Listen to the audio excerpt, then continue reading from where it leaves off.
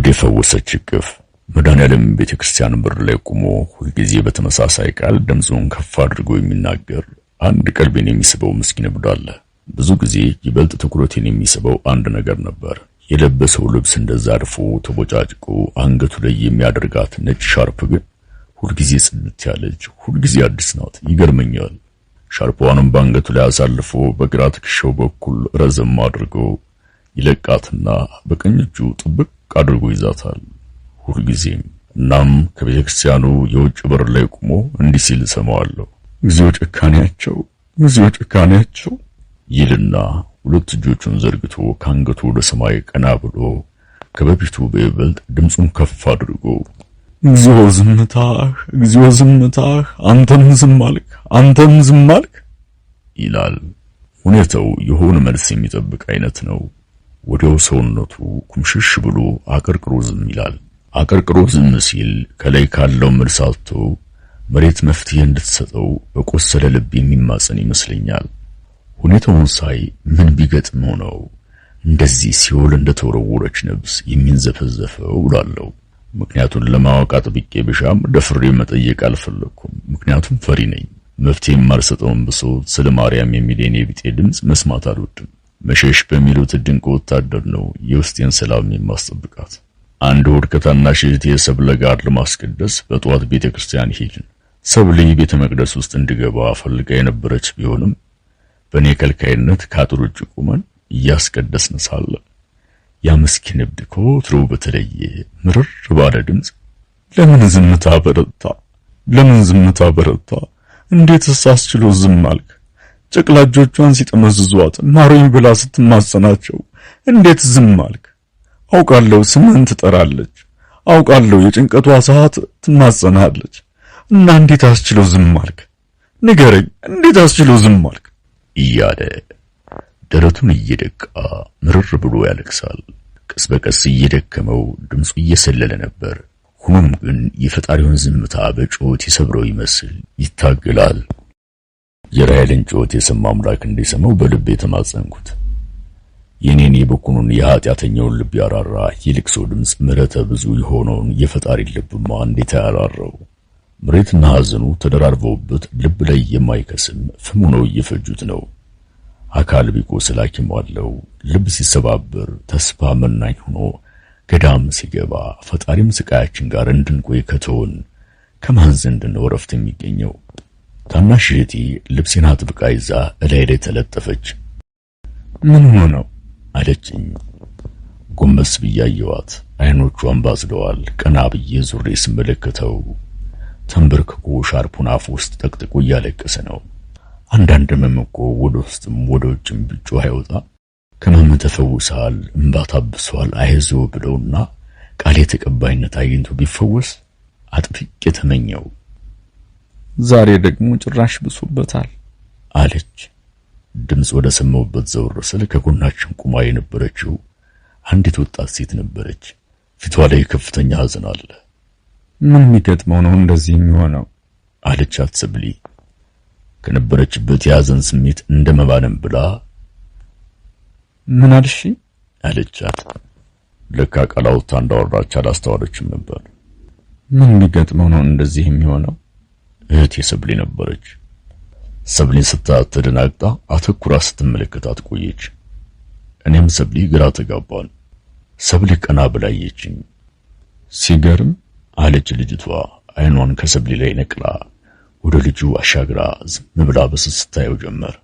ምኑ እንደገረማትና ሰብሊ ስታያት ለምን ደርቃ እንደቀረች አልገባኝም። ዝምታዋ ከጩኸት በላይ ይጨንቃል፣ ይረብሻል።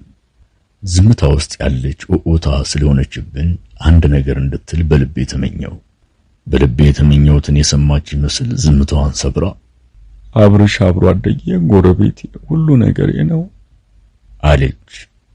ግን መቀጠል አልቻለችም። እንባዋ ቀደማት። ያለችውን ለማስተዋል ሞከርኩ። ሁሉ ነገሬ ነበር አላለችም። ሁሉ ነገሬ ነው እንጂ ታሞ ጤናው ቢታወክም ነበር ላይ አላስቀመጠችውም አለ ላይ እንጂ። ምን ያህል እንደምትወደው አሰብኩት። መውደዷ በዛሽ ቃላት ውስጥ እንደማይነቀንቁት ተራራ ገዝፎ ታየኝ። ዘውር ብዬ ባስተውለው እንደዛው ተንበርክኮ እያለቀሰ ነው። ህመምተኛ ለውጭ ሰው እንጂ ህመምተኛ የሚሆነው ለሚወደው ሰው ሁሌም ሙሉ ጤነኛ ነው። እንባዋን በነጠላዋ ጠረግ አድርጋ አብርሽ ከዛሬ 2 ዓመት በፊት እንደዚህ አልነበረም አለች። ውስጤ ከዚያ ቦታ ጥፋ እያለኝ ነው። ትቻት ብሄድ ምኞቴ ነው። የማልጠግነውን የልብ ቁስል ገልጬ ማየት አልፈለኩም። አቋርጬ ሳልሰማት ብሄድ ግን ያን ምስኪን እብድ ጌታው ደጅ ቆሞ አቤት ጭካኔያቸው ከሚልባቸው ሰዎች የባሰ ጭካኔ መስሎ ስለታየኝ ካለውበት አልተንቀሳቀስኩም። ቀጠለችና በጣም የሚወዳት ብሌን የምትባል ታናሽ እህት ነበረችው። ከልክ በላይ ስለሚወዳት በሄደበት ሁሉ ከስሩ እንድትጠፋ አይፈልግም ነበር። አንድ ነገር ቢጎልባት ከመኖር ትጎል ይመስል ምንም ቢሆን ከራሱ በፊት ለራሷ ነው ለሷ ነው የሚያደርገው። በሙሉ ስሟ እንኳን ሲጠራት ሰምቼው አላውቅም። እሷም በጣም ነበር የምትወደው። መሃላቸው ገብቼ እንዲሄድ እንኳን አትፈቅድልኝም ነበር። እሷ ለሱ ያላት መውደድ ቃል የማልገልጸው ነው። እሱም እንደዛው ሁልጊዜ ቆይ ሲያገባ እንዴት ልትወይ ነው ስላት አያገባትም፣ ካገባም አንቄ ነው የምገልለት ትለኝና ታቆርፋለች አለችና በእንባ ውስጥ ፈገግ ስትላየዋት በእንባ ጎርፍ ተጭኖ የሚሰገድ ትዝታ። ሰብሊ ይበልጡንም ጥብቅ አድርጋ ይዛኝ እላይ ላይ ተለጠፈች። ልጅቷ ቀጠል አደረገችና እህቱ የእናቱ አደራ ናት። እናቱ ስትሞት አደራ ሰጥተው ነው የሞተችው አለች። ይበልጡንም እንባዋ ይፈስ ጀመር። በምድር የሰጡት በሰማይ ቢገኝም ባይገኝም አደራ ተቀባይ መሆን ትልቅ ሸክም ነው። ምክንያቱም አደራ የተሰጡትን ቃል ከጎደለ ህመሙ ረፍት የሚያሳጣ እሾህ ሊና ውስጥ ይተክላል። ከሚወዱት ሰው የሚወዱትን ነገር አደራ ሲሰጥ ምንኛ ይከብዳል። የአብርሃም አደራ የእናቱ ታናሽ እህቱ ናት እና ብሌን መቀጠል አልቻለችም። በጦር ተወግቶ ዳገት እንደሚወጣ ሰው ለመቀጠል አማጠች። መንፈስ የተጨነቀ እንደምንም እየታገለች በተሰባበረ ድምጽ ለራት ደፍረዋት ህይወቷ አለፈ፣ ሞተች አለችና በእንባ በደፈረሱ አይኖቿ ተራ በተራ አይታን ወደ መሬት አቀረቀረች። እንዚሁ ጭካኔያቸው የሚለው የአብርሃም ድምጽ ጆሮዬ ላይ አቃጭለብኝ። እውነትም እግዚኦ ጭካኔያቸው አልኩ ለራሴ። ልጅቷ ቀና ብላ ወደ አብርሃም እያየች አብርሽም ይሄው ከዛ ቀን አንስቶ እንዲሆነ አጥብቆ የተደገፈው መውደድ የለቀቀው ቀን ለዚህ አበቃው፣ አጥብቆ ሰባበረው አለችም። ሞት ግን እንደ ጭካኔው ብዛት በሁለት ቃላት ብቻ ሞት ተብሎ መሰየሙ ለግብሩ ያንሰዋል። አንዲትን እምቡጥ የጽጌረዳ አበባ ተረባርበው አከሰሟት። አበባዋን ብቻ አይደለም ቀጥፈው ያረገፉት፣ ግንዱንም ከስሩ ነቅለው ጥለውታል። መለስ ብዬ አየሁት። ከበፊቱ ይበልጥኑ በአንድ ትከሻው በኩል ዝንብል ብሏል። ሰውነቴ ይተሳሰርብኝ አልታዘዝ ይለኝ ጀምሯል። ጎንበስ ብዬ ሰብሊን አየኋት። እንባዋ እየወረደ ነበር። መለስ ብዬ አየሁት። ከአንድ ትከሻው ዝንብል ብሎ ያችን መከረኛ ሻርፑን ደረቱ ላይ ለጥፎ ያለቅሳል። ተንደርድሬ ሄጄ አቀፌው የሆነ ቃል ተንፍሼ ለማጽናናት ፈልጌ ነበር፣ ግን የማጽናናበት ቃል አጣሁ። ቃል የማይጠግነው የልብ ስብራት። ራሴን ግን የተበደሉ ነፍሶች ዋጋቸው በሰማይ ነው ብዬ አጽናናው። ጥቂት ብርታት ሆነኝ። እውነትም ለካ ሰው ቅርብ ያለውን ሲያጣ ነው የሩቁን ነገር ተስፋ የሚያደርገው። ለአብርሃም መጽናኛ ቃል ፈጽሞ የሚገኝለት አልመስለኝ አለ። የምንወደውን ሰው ማጣታችን አንድ ህመም ሆኖ ሳለ ያጣንበት መንገድ መግፋት ህመማችንን የማይድን ቁስል ያደርገዋል። አንድ ነገር መጥቶ እህትህን ይነጥቀሃል የተባልኩ ይመስል ሰብሊን እጇን አጥብቄ ይዤ ወደ ገበያ እንደሚወስዱት በግ እየተጓተትኩ መሬት እያየው ወደ ቤቴ ለመሄድ መራመድ ጀመርኩ። አጠገቡ ስደርስ ምን እንዳስቆመኝ አላውቅም። ቁም ያየሁት ሁኔታው ያሳዝናል። ያችን ነጭ ሻርፕ ከበፊቱ ይበልጥ አጥብቆ ይዟታል። አያያዙ ሊነጥቀው የሚታገል አካል ያለ ነው የሚመስለው። ሰብሊ እጇን አጥብቄ ይዣት ኑሮ እጅን አሳመምከኝ ልቀቀኝ አለችኝ። ሰብሊን ስታወራ ሰምቷት ነው መሰል እንደተንበረከከ ቀና ብሎ አየን። አይኑን እኛ ላይ እንዳሳረፈ በተደበላለቀ ስሜት ውስጥ ሆኖ ትኩረቱን ሳይነቅል አንዳች በሚጨንቅ በሚጠባ አስተያየት አተኩሮ ተመለከተን። አይኑን ከኛ ላይ ሳይነቅል ተንበርክኮ ከነበረበት ቀስ ብሎ ተነሳ። ሁኔታው የሚያስፈራ ነው። ቢሆንም አልፈራሁትም። አእምሮዬ ክፉ ነገር ያሳስበኝ ጀመር። እህቱን ከደፈሩት ከአንድ ወንድ ጋር ተመሳሳይበት ሊያንቀኝ ይሆን ብዬ ላፍታ ተሸበርኩ። ለምን ከአንዱ ጋር አይደለም ከአራቱም ጋር አልመሳሰልበትም? አልሸሽም። እኔን አንቆ ከዓመታት ህመሙ የሚፈወስ ከሆነ አልሸሽም። የፈለገውን ያድርግ፣ እንደፈለገ ይሁን። ሰብሊ እንደ ልማዷ ልብሴን ጥብቅ አድርጋ ይዛ ተለጠፈችብኝ። ስትፈራ እንደምታደርገው አይኖቿን እያንከራተተቻቸው አጠገባችን ደርሶ አንዳች ነገር ለመናገር ፈልጎ ግን ከአንደበቱ አልወጣ ብሎት እያማጠ ነው። ከንፈሮቹ ብቻ ትንሽ ትንሽ ይንቀሳቀሳሉ። የማይጮት ጮት አተኩሮ እየተመለከተን አይኖቹ በእንባ ቀረሩ። ይበልጥ ወደኛ ይጠጋን ጀመር። ምን ያህል አቅም እንዳነሰው ያወቅኩት አንድ እግሩን ለማንሳት ስንት ጊዜ እንደሚታገል ሳይሆን ነው። ታግሎት እንኳን በቅጡ አይነሳለትም። እየጓተተ ነው የሚጠጋን። በእንባ የታጀበው በናፍቆት የተንቀለቀለ ባለማመን የጋለ እንደ ሰማይ ብልጭታ ለቅጽበት ብልጭ ብሎ የሚጠፋ ፈገግታ ፈገግ አለ። እየተጠጋን በመጣ ቁጥር አተኩሮ የሚመለከተው ሰብሊን ነው። አተኩሮ ሲመለከታት ይቆይና እኔን ላፍታ ያህል አየት ያደርገኛል። ሰብሊን ከጀርባ ያዝርኳትና እኔን ፊት ለፊት ሰጠሁት። ከስንት መቃተት በኋላ ካንደበቱ ቃላቶች ወጡ። ብሌኔ፣ የኔ ብሌን፣ የኔ ብሌን። ድምፁ ተቆራረጠ። ግራ አጋባኝ። ብሌንን ከሞት ያስነሱልሃል የተባለ ይመስል ሁኔታዎቹ ድምፁ የመማጽን አይነት ነበር። የኔ ብሌን፣ ቁርጥ እሷን ነው የምትመስለው። የኔ ብሌን። ሰብሊ ጎትታኝ ወደ ኋላ ፈገፈግን።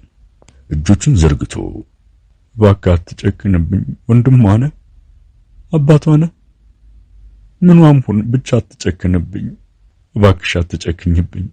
አንዴ ብቻ እጆችሽን ልንካቸው፣ አንዴ ብቻ ልቀፍሽ፣ አንዴ ብቻ እያለ በሐዘንና በእንባ እየተንዘረዘረ ተማጸንን። ልጅቷ ሰብሊን ስታያት ለምን በዛ ልክ ለምን እንደደነገጠች አሁን ገባኝ። የምጎዳሽ መስሎሽ ነው? እንዴት አንቺን እጎዳሻለሁ? አምላክህን ባንቺ ውስጥ አሳይቶኝ እንዴት እጎዳሻለሁ? ልጉዳሽ ብለስ አይደለም ሰው የምጎዳበት ከራሴ ላይ ያለው ትቢያ የማራገፍበት አቅም የለኝም እና እባክሽ አትጨክኝብኝ እያለም ሰብሊን ሲማጽናት ዝም ከማለት ውጭ የማድረገውን አጣው። መቆም አቅቶት ተንበረከከ። ድምፁ እየደከመ ነበር። ሰብሊ አልፋኝ በቀስታ ወደሱ ትጠጋው ጀመር። የእርምጃዎቿ ጥንቃቄ ፈንጂ አምካኝ ያስመስላታል። አውቃለሁ ፈርታለች። መለስ ብላ ስታየኝ አይኖቿ ፍርሃቷን ነግረውኛል። ግን ወደሱ እየቀረበች ነው። አዘኔታ ፍርሃትን እንደሚበልጠው የገባኝ አሁን ነው። ወደሱ ስትቀርብ ፊቱ ፈካ። እጇን ዘረጋችለት። ተቀብሎ በስስት እጇን ዳበሳት። ቃል አልተነፈሰም። መዳሰስ ብቻ። መዳፏን በየተራ ስሞ ጉንጮቿን፣ ግንባሯን፣ አይኖቿን እየደጋገመ ሳመ። አልጠገባትም። እጇን ደረቱ ላይ አድርጎ አጥብቆ ያዘ። ልብ ላይ እንደ ቀትር እሳት የሚንቀለቀል ናፍቆትን እያቀዘዘ መስሎ ተሰማኝ። ሰብሊን ባለማመን 10 ጊዜ እያየ 10 ጊዜ ያቅፋታል። አልጠገባትም። ሰብሊ ከተንበረከከበት እንዲነሳ እጁን ስትጎትተው በራሱ ፍቃድ ተነስቶ ቆመ። ታሪኩን የነገረችንም ልጅ መታ አጠገባችን ቆመች። በሐዘኔታ ተመለከታት። ሲቃዩ እያሰቃያት እንደሆነ ገብቶታል መሰል። መቅዲ አለ። አቤት አለች። የሰማችውን ድምፅ አላመነችም። ፈጣሪ ሆይ ስሜን ጠራው፣ ተመስገን። እኔ እኮ እኔንም ስሜም የጠፋውብ ነበር የመሰለኝ አለች። ባለማመንና በፍርሃት ስታመነታ ቆይታ ዘላ ተጠመጠመችበት። ሰብሊን እያሳያት ብሌኔን አትመስልም አላት። አየት አድርጋት በአዎንታ ራሷን ነቀነቀች። ሁኔታው ከእህቱ ጋር የምትመሳሰል ልጅ ያገኘ ሳይሆን እህቱ ከመቃብር ተነስታ ያገኛትን የሚመስለው ፍጹም ተረጋግቷል። አቤት ፈጣሪ ታምር አልኩ። የሰብሊ መዳፎቿ የልብ ቁስል የጠገኑ የተረበሸን አእምሮ ያረጋጋ እቅፍ ነው። ዓለም ላይ ካሉ መድኃኒቶች ሁሉ እቅፏና መዳፏ የበለጠ ፈዋሽ መስሎ ታየኝ። በሳምንቱ እሑድ ከሰብሊ ጋር ቤተክርስቲያን ሄድን። አብርሃምና መቅደስ አንድ ጥግ ጧፍ እያበሩ አየዋቸው። ለሰብሊ ያሳየዋት ሂዳ ተቀላቀለቻቸው። አቀፋት። ፈጽሞ የተረጋጋ ሰው ሆኗል። ከጥቂት ቀናት በኋላ ሙሉ ለሙሉ ሰብሊ ውሏና አብርሃም ቤት ሆነ። አመሻሽ ላይ ቤት ድረስ የሚሸኛት አብርሃም ራሱ ነው። እንደ ቅርብ ቤተሰብ ተቀራረብን። በመጠኑም ቢሆን የተረጋጋና ደስተኛ የሆነ ይመስላል። አለባበሱ ተቀይሯል። ጸጉሩና ጺሙ በቅጡ ተከርክመዋል። ግን ያችን ሻርፕ ዛሬም ካንገቱ ላይ አልለያትም። ሁሌም አብረዋለች።